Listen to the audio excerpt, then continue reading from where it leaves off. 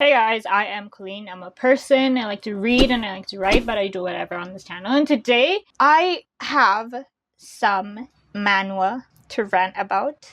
Not really rant, it's more of a recommendation. To be honest, I've been going through it the past month, I want to say. So I did what I always do, which is I did the grass. I did the same thing when I realized that One Direction wouldn't reunite as a complete group ever again. And I read manhwa. And although my manhwa tastes are a bit, I will share the ones that are good for public consumption, mostly romantic fantasy ones.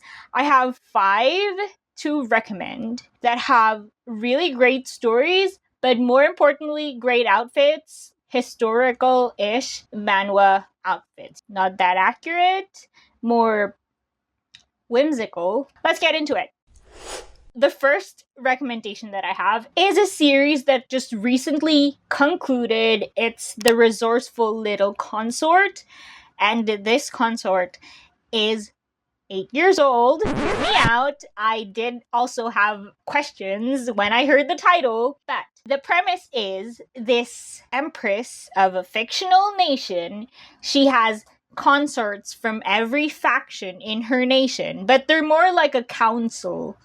To be honest, not all the members of the council are romantically linked to this empress. They are just called consorts just so that she's legally tied to them, if that makes sense, is what I got from the story. One of the consorts is this little girl, and the story does start with her as an 8-year-old, but it spans her until her young adult years, so it's quite a lengthy story, over 100 chapters. Expect that. What I really liked about it is whether she's as the baby MC or the adult version, it's really great Eastern fashion, traditional Eastern clothing. It's like a mix of Japanese, Chinese, and Korean traditional outfits, plus the colors are a lot more vibrant. It's not super historically accurate.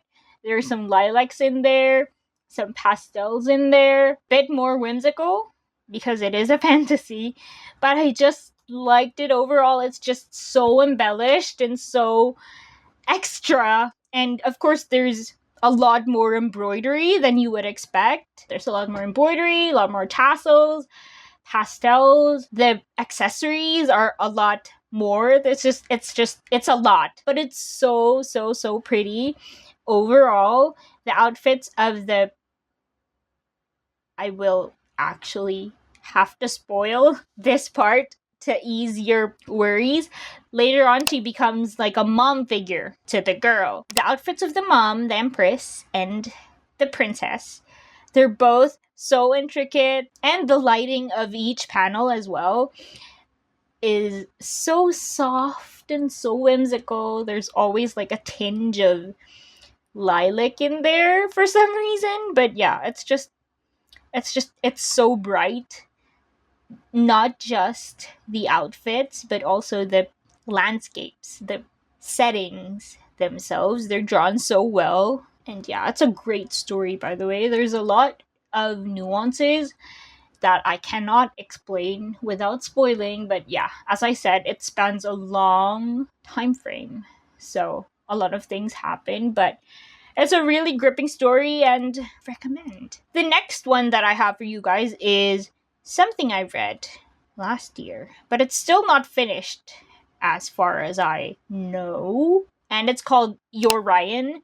And the premise is there's this country girl, right? And she lives this really peaceful life, but it's wartime in this world. I don't recall if this is set in England exactly or something that is akin to England, but yeah, there's a war there, and she is a big fan of this war hero. I think he's a colonel, if I'm not mistaken, called Ryan Wingrave, and he is in all the published materials to boost the morale of the troops and the people in the difficult wartime. And she becomes a big fan through the like what she hears through the grapevine and stuff. Meanwhile, there's another Ryan that moves into the village, moves in as her neighbor, and he's called Ryan Thornton. I'm sure anyone who's ever read a rofan before will be able to predict the secret identity element of this story and the fashion of the MC specifically, but also the other characters, but mostly the MC, is so to a T Regency inspired. 1800s Regency, Empire waist, soft colors, not poofy skirt, but yeah, really attractive, square neckline. The way she's drawn is so soft and so delicate, and all the outfits, the shades of the outfits that she is given, bangers. Mostly pastels, but it suits her, the shape of her face, the complexion, the hair color, everything just suits her really, really well. It's so faithful to the Regency inspo because it doesn't really deviate with the other things that I included here. Those sort of jump from era to era, depending on the day and how extravagant the MC has to be. But with this one, fairly faithful to the Regency inspired outfits. Even the gloves. Basically the kind of outfits that you see on Bridgerton is what's done here. Really great art. The next one that I have for you guys is called As the Heart Leads. And I just read this one the day before yesterday. This is also not finished. The premise is this shaman's apprentice transmigrates into another world in the body of a noblewoman who threw herself into a river before her wedding. So she has to get married, right? So her new husband, incidentally, is a magnet for, like, evil spirits, ghosts, malevolent stuff, entities, and now she is tasked with catching them all, Pokemon. As I said, this one jumps a little bit depending on the day. Sometimes it's Tudor with the like square neckline, puffy skirt, the tiara, the fringe tiara. I will put the name, but I've done one of those Tudor with the bishop sleeves with the slits, or the bell sleeves. That's more Tudor actually. But on some other days, it's more Italian Renaissance, very embellished, very intricately done. The skirt is always huge, too, but it's always... She's a pink-haired MC, and the way she's drawn is always, like, very petite appearance. It's just cupcake, but not in a bad way, actually. I think this one has 50-plus chapters. Less than 100. Definitely over 50.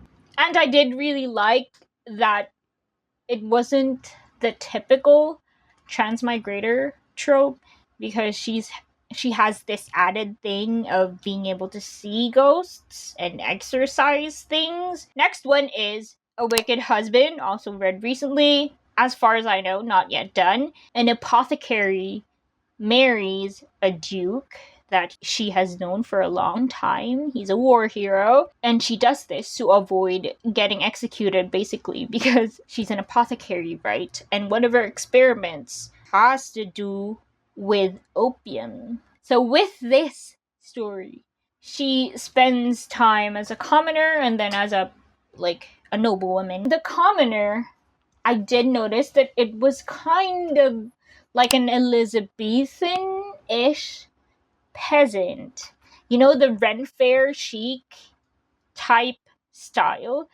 Basically what you see as a medieval cosplay nowadays, with the underbust corset. As Duchess, mostly Regency, some ball gowns that are slightly typically rofan style, which is a bit more modern. When it's a bit more like a regular day for her, it's mostly Regency, high waist, Empire waistline. It's so nice, and I've really been into these types of art recently where the MC is really detailed, looks like she wouldn't hurt a fly, and is so delicate looking. I'm fatigued from all the brute stuff that I've seen with the more darker manhwas that I've read. The last one that I have for you guys is something that I'm still currently reading. I think this one has over 100 chapters already, but I'm not there yet because I just started reading this last night. It's called Secret Lady, and like the other one, like as the heart leads, sorry, these titles, it's not an assessment of how good it is, whether I can remember the title or not, because if you're a manhwa reader, you know that the titles are a bit challenging to remember as a standard because they're just putting everything in there, all the words in there. As the heart leads, kind of similar to Secret Lady because she can also see ghosts. She can't like do magic, but she can see ghosts. And basically the ghosts help her thwart assassination plots against the second prince. He does this undercover because sorcery is banned in this world, and although she's not doing sorcery technically, just the fact that she can see ghosts would mean that she will be branded as a witch and die as a lady because she's the daughter of a duke, as I said. The outfits are really, really poofy, as I said, extravagant, really embellished. The neckline's mostly Victorian, like early Victorian. Victorian is a very long time. So I'll specify early Victorian, where it's like that. Almost off shoulder looking.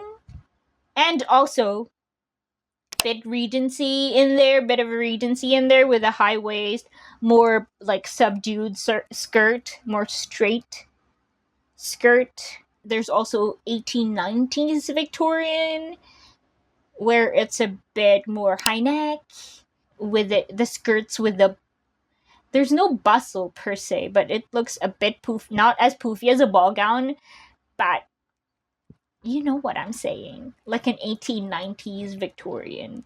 It's a bit more forgiving for the day-to-day. There's also some outfits that are Italian Renaissance, and some moments in the story, but I really like the art style of this. Those are all my manhwa recommendations if you're going for art style. Great plot, but greater outfits and art style in general. And yeah, hope you get some idea as to what kind of manhwa you want to read if you're getting into it. And I hope you guys enjoyed the video. Like, comment, subscribe if you want to, and I will see you guys next time. Bye!